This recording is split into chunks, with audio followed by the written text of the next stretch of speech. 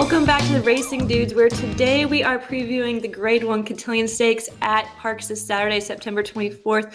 We have 9 3-year-old fillies going 1 mile and 16th on the dirt, all trying to win the $1 million purse.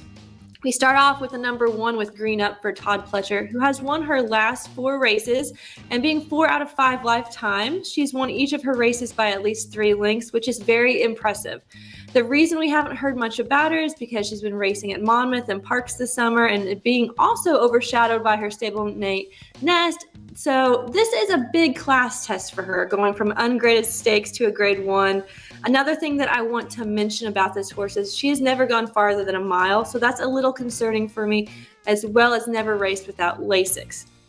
But if you look back and look at her Beyer speed figures, she fits in here. She ran 100 Beyer last time out, beat Interstate Daydream, who won the Black Eyed Susan Stakes. So she could be sneakily good in here, especially because she has won on this track. And if you can get anywhere near 6-1 on her, she may be the one to look at. The second horse in here is Adare Manor, who is back with Bob Baffert, because I guess he isn't suspended at this track. But anyways, we have not seen her since May, and that was in the Black Eyed Susan Stakes, where she was favorited and was upset by the Brad Cox Interstate Daydream. She was 4 wide, but she couldn't quite get there. The race before that, she was in the Santa Anita Oaks, where once again she was favorited and fell short by a neck to Desert Dawn, who upset her in that race. So she has been off for about 4 months, but looking at her workouts, it looks like she's ready. I mean, she's running first out of 72 horses on September 3rd, not to mention she ran a 58-second 5 furlong. So if she keeps that up, she could be quite dangerous by going gate to wire. But I'm a little concerned that she may get into a speed duel with the horse all the way to the outside. The number 3 in here is Goddess of Fire. She was last in Alabama, where she got 3rd behind Nest and Secret Oath. She did run very unimpressively in the Kentucky Oaks, where she was bumped and just faded when they realized she wasn't going to hit the board. But other than that race, she has been pretty consistent, getting 2nd or 3rd place for the past year. So she is competitive. I just don't think she's going to win this race, but she might be up for some exotics.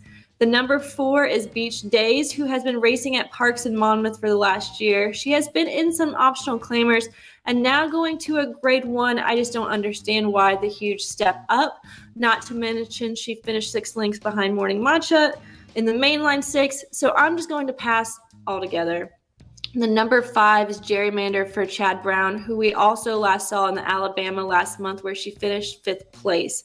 Before that, she did win the Mother Goose Stakes ahead of Shahama, who is also in here. She ran a 98 Beyer that day, where before that she was running in the lower 80s. So it makes me question, was that race just a fluke, or is she going to be able to have that kind of effort again?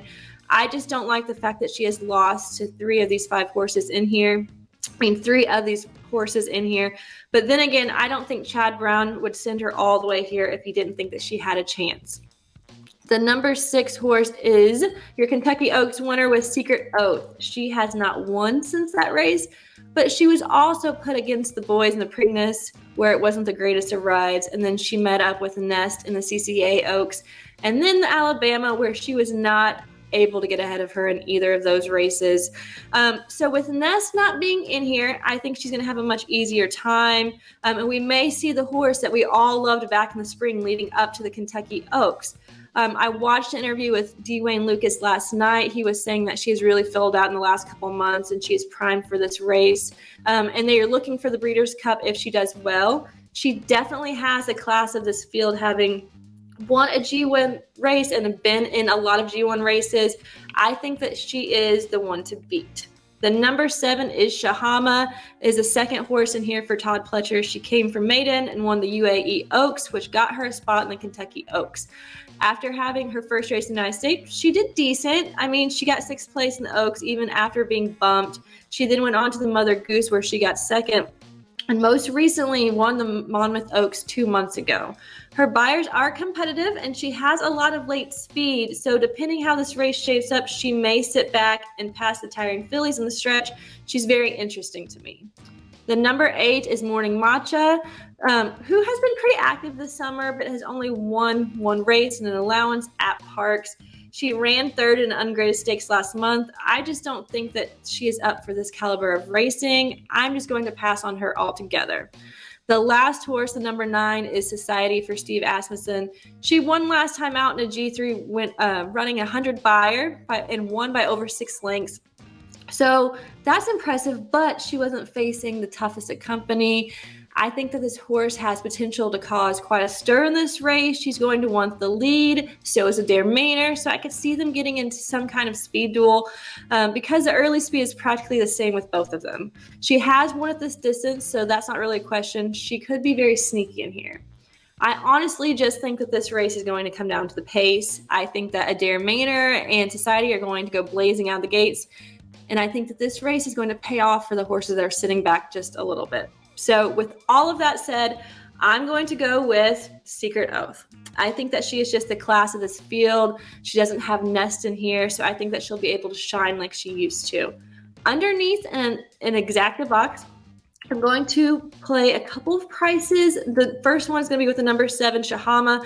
I think that she's going to be the one that's going to pick up the pieces after the speed duel, and she has been doing very well lately.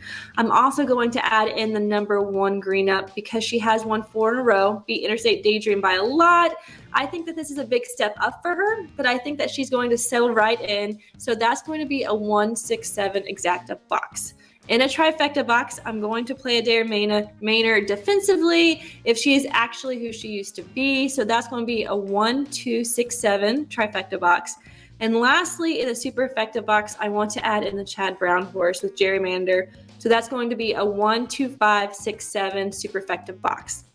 Let me know who you think's going to win this race in the comments below. Make sure you hit the like and subscribe to the Racing Dudes YouTube channel. And until next week, good luck.